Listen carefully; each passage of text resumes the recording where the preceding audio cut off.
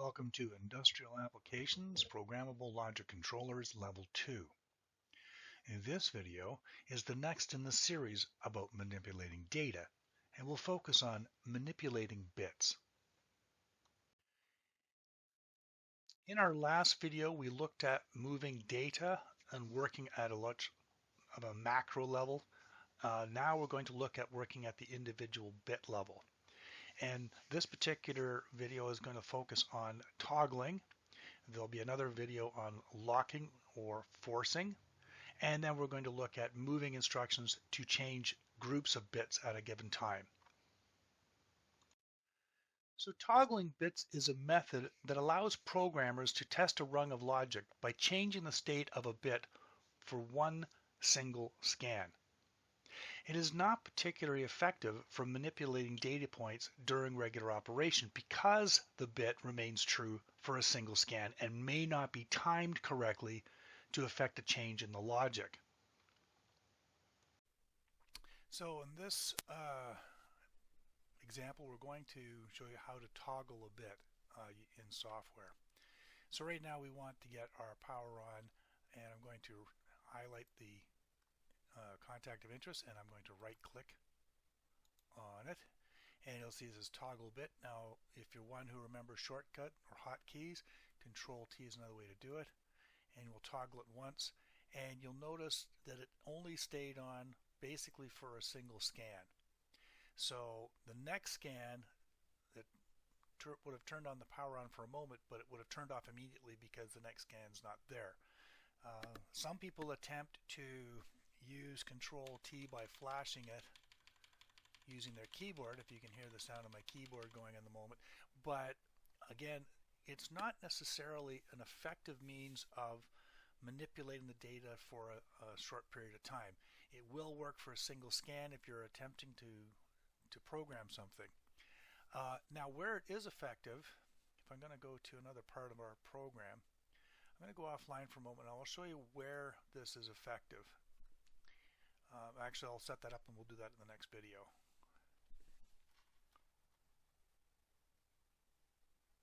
If a test bit is required during tryouts, or if an input has not yet been installed, the toggle bit can be a handy tool for temporary logic changes.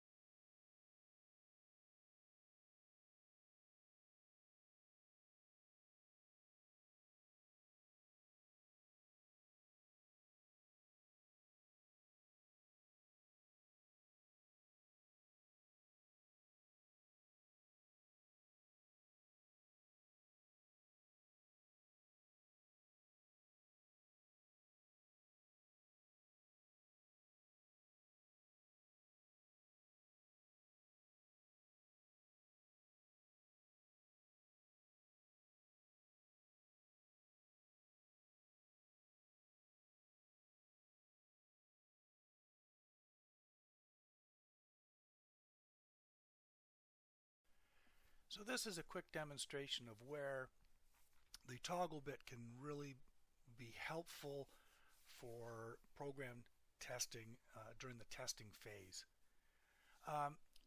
We have 3 rungs of logic here. So the second run, we'll focus on that for a moment. We have what is called a unconditional rung, where there is nothing preventing the output always on bit from being set. So because that rung has no preconditions, the output is turned on. It's always a 1 in the memory of the PLC. So anytime you use that output, that always on output, it's going to energize or fill in a spot that you require. That has advantages, but for the most part, you're not going to run into a situation where you're going to need to have an unconditional rung. And it also means that you're taking up 2 rungs of logic, and it's difficult to manipulate it to test for the off condition or state of that particular bit. So the alternative is to create a simple bit called test bit. And by toggling it, it's going to work in the same fashion as an unconditional bit because there's nothing else in the program that's going to turn that test bit off. Therefore, as long as it's been toggled on, it will stay on. However, unlike the always on bit, which I cannot turn off, this one I can again toggle it, and it will equally toggle on and off. So this gives you a way of inserting a test bit that you just want to check a branch of logic to see if you're on the right track, to see if it's going to work in your simulation.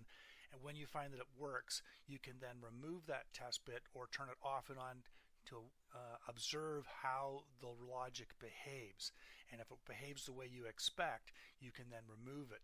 And some people will use a test bit if they have, say, a new input that's going to be installed in a particular operation, but the wiring hasn't been done and the logic hasn't been resolved yet, so they can put that as a placeholder. Normally, I personally would use an NOP, a NOP instruction as a placeholder as opposed to a test bit, but it does give you the ability to test the logic to see if it's actually performing the way you want to do. I/O locking, also known as forcing bits, is a method of temporarily overwriting the current state of an I/O bit during operation. It should only be performed by an experienced PLC programmer that is familiar with the operation of the logic or under the direct supervision of such a person. Warning: like all forms of data manipulation, great care should be employed when using the I/O locking function, as unintended machine motion may occur resulting in damage to equipment or operations and/or serious injury or death.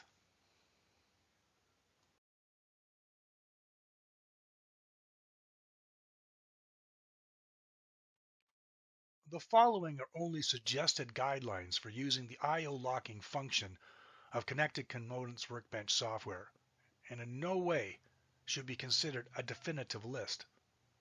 Always follow applicable legislation, company safety policies, and good tradesperson common sense and practices. Failure to do so could lead to serious injury or death. 1.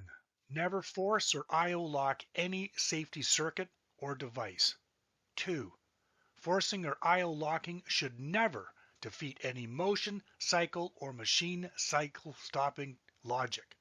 3. Always have someone present that understands the equipment. 4.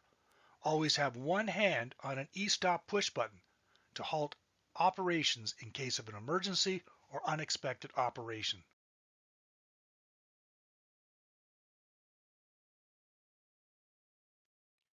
5. Determine if another method of solution can be employed. For example, repairing the defective device. 6. Notify all supervision and maintenance personnel of your intent. 7. Request permission to proceed.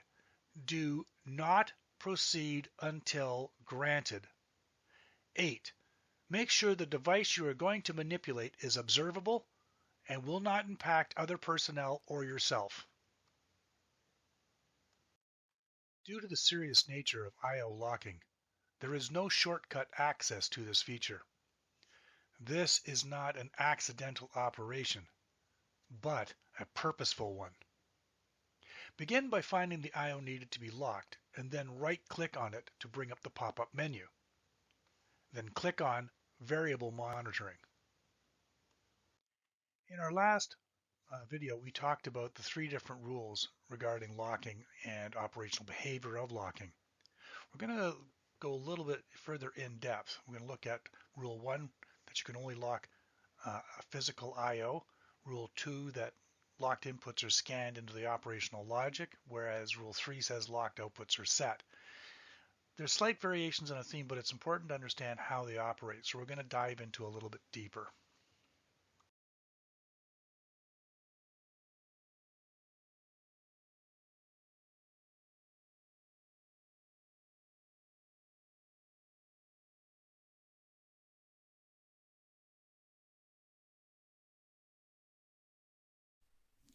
Okay, in our last video we went through the procedure to actually lock and unlock bits, and I'm just going to reactivate our simulator here. And what we noticed was that you could lock an output, but the output appeared to be changing state on the screen, although it wasn't physically changing state. It's an operational procedure we're going to look at in the third part of this series. The other thing is, we talked about the very first rule was we could only lock physical real-world I/O. So in this particular run, we can see that my outputs are actual real-world outputs, and we have a series of sequence bits that are triggering the outputs that I want to come on depending on the sequence I've selected. So let's take a look at sequence bits. Now, when we talk about manipulating bits, we also tend to think of dints and ints and synts, etc., as being homogeneous and a single data type. As in, if I have a value of 32,768 positive, it's got to be in a dint, and that's just a decimal number represented by a stream of bits. We can also use the bits individually, and that means we're allowed to manipulate them. There's a couple things we're going to go through on this that I want you to pay attention to. So I created a dint called sequence bits, but then there is a period after sequence bits followed by a 0. And when I did that in my program, the software understood that, oh, I'm not looking at this in terms of a unit, but I'm looking at it in terms of individual bits. So once I've done that, it knows to break it open for me when I want to examine the individual bits. So there's all my 32 bits. Right now they're all off. And if I look over on my lock column, because these are internal bits, I cannot lock them in place. Now, if I elect, if I want to start off with a particular set of lights turned on, I can set an initial value, but I cannot lock an internal variable. You cannot, if I were to open up, let's see if we can find a timer here. There it is as a 32 bits, forward reversed. Let's keep a look at this. I can lock on my internal system bits because they are actually controllable.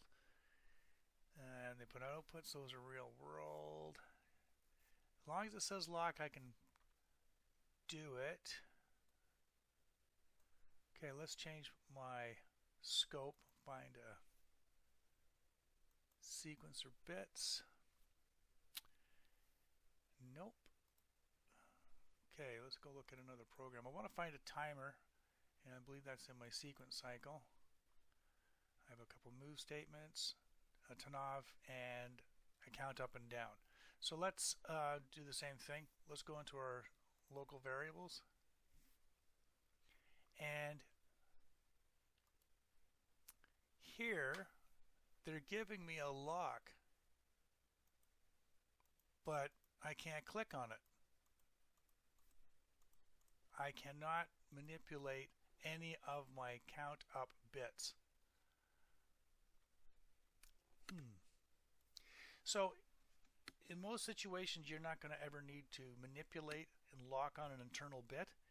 If you do, you'll have to do it in logic. And there's a number of ways that you can do that.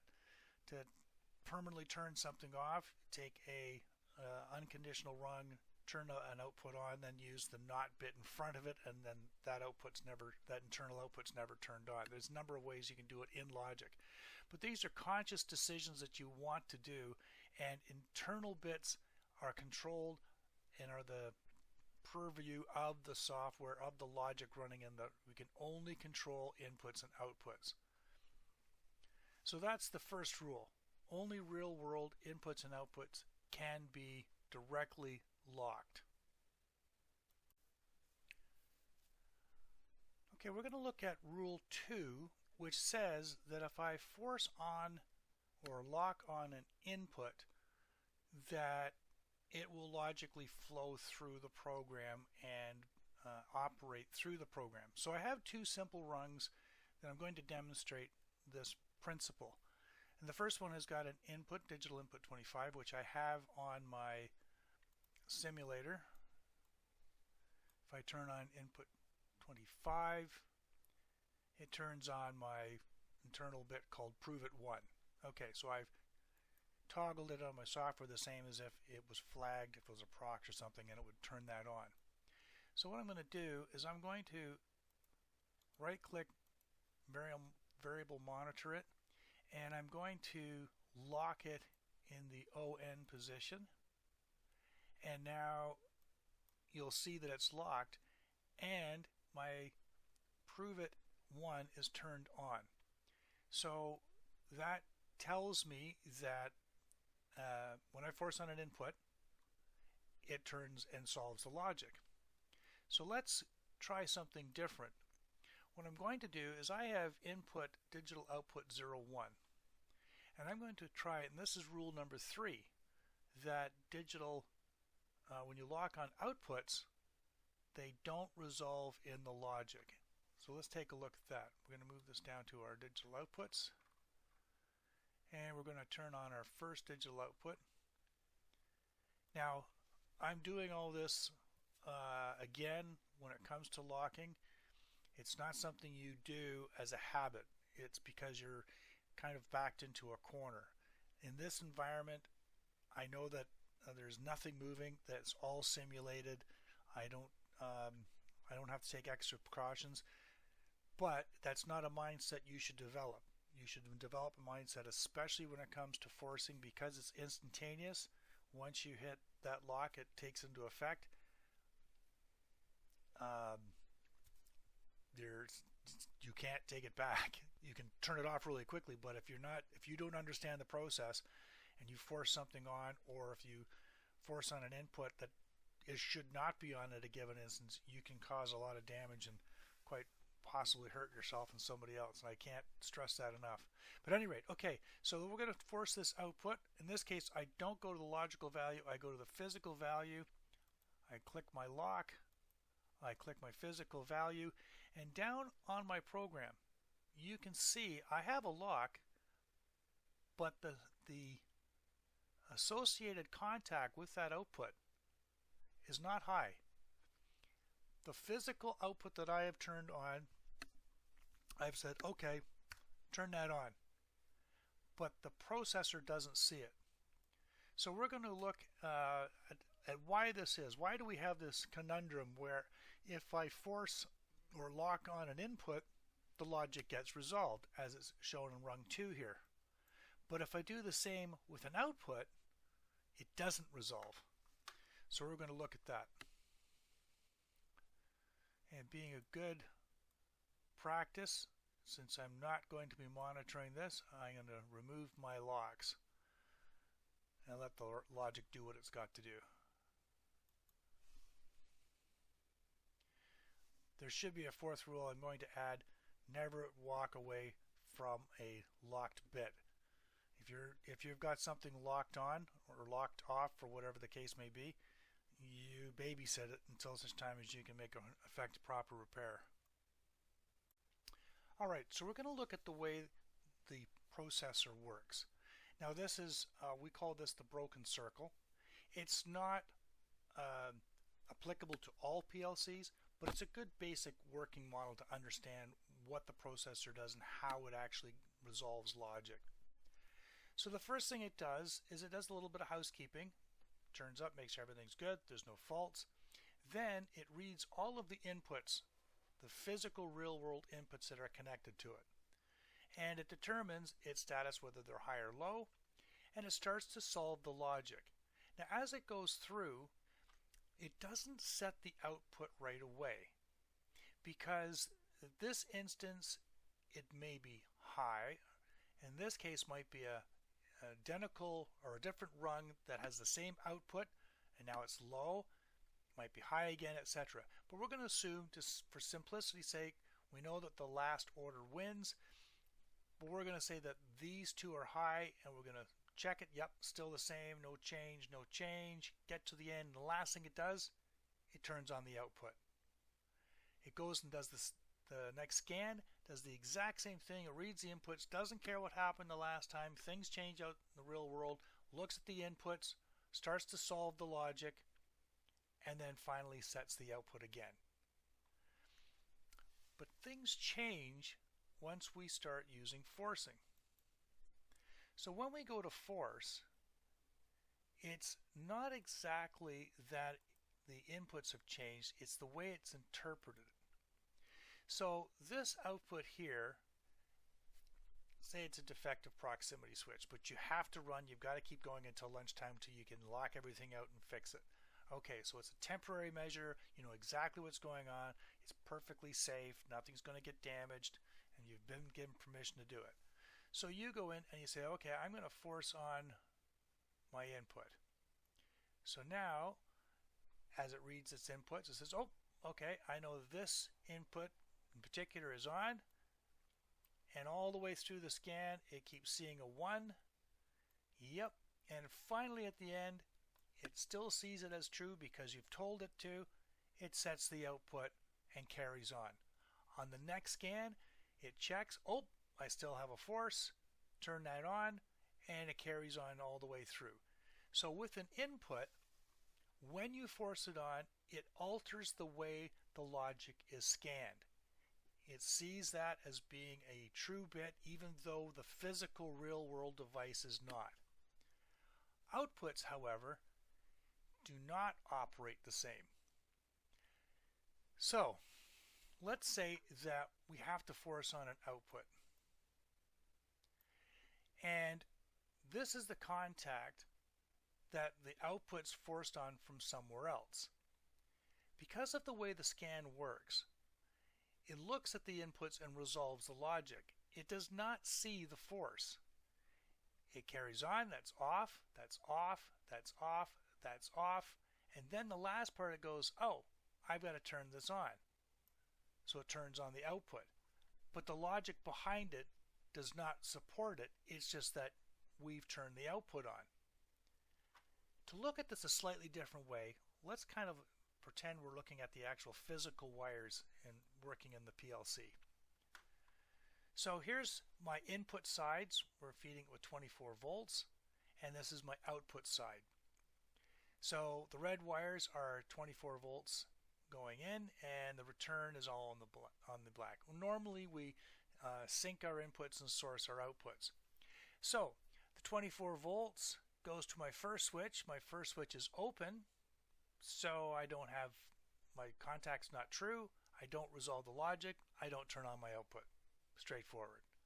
On the second one, my switch is closed, so that puts a voltage at my terminal screw. It sees it, says great, I got voltage. My logic says to turn on this output, and we close an internal triac that supplies the 24 volts, sends it out the terminal screw, and we turn on the light, and it works. Perfect. On our third one, we had a defective switch, so somebody said, you know what, I'm just going to put a jumper wire out at the switch. So they locked it all out, they put the jumper wire in, turned it back on, and lo and behold, the PLC sees the voltage there. It says, okay, that's true. I'm going to turn on my output because my logic's solved. Turn on the output, and the output gets energized. Perfect. The last switch, the switch is left open. Now somebody did some forcing before and wasn't paying attention, didn't delete them. What doesn't matter, it's behaving differently. So as far as the logic's concerned, that is not true. This is off. I do not have continuity, therefore my output is not going to be turned on. But maybe someone was industrious and they went to the 24 volt supply and they ran a wire, put it on the terminal screw, bypassing the internal switching, and turned on my output. The PLC has no idea that a jumper's been put on the outside. So it's not going to resolve this. As far as it's concerned, it's still examining the condition of this switch. If that switch is open, it's not going to turn this on. Therefore, the output on our program is not turned on, but we've locked it on, and only the output, the physical output, is energized. Any associated contacts with that output will still be low in the logic. It's important to grasp that concept when it comes to forcing and locking on bits. There are a lot of people who still, that I've worked with for many years, they would still think if you forced on an output, it would change all the logic interior, and they would look at it and they would forget, and they would not see that it's on, and they're going, I don't understand what's happening, and the output's left on. The other thing that can happen is that you can force on an output, forget about it, and you look at the logic trying to figure out why your machine's not running right. Oh, that's the output's forced on, but that doesn't make sense. The logic's turned off, but it's been forced on. I forgot it's got the lock on it. Yeah, better take the lock off. Now it's behaving properly. So it's really important when you're working with forcing to understand the difference between the inputs and the outputs, and the fact that you can't do internals, you can only do real physical world, and that inputs, once you force on an input, it's resolved in the logic. When you force on an output, it is not resolved in the logic. It's like literally running the jumper wire on the outside to bypass the PLC. The PLC will not resolve it in logic.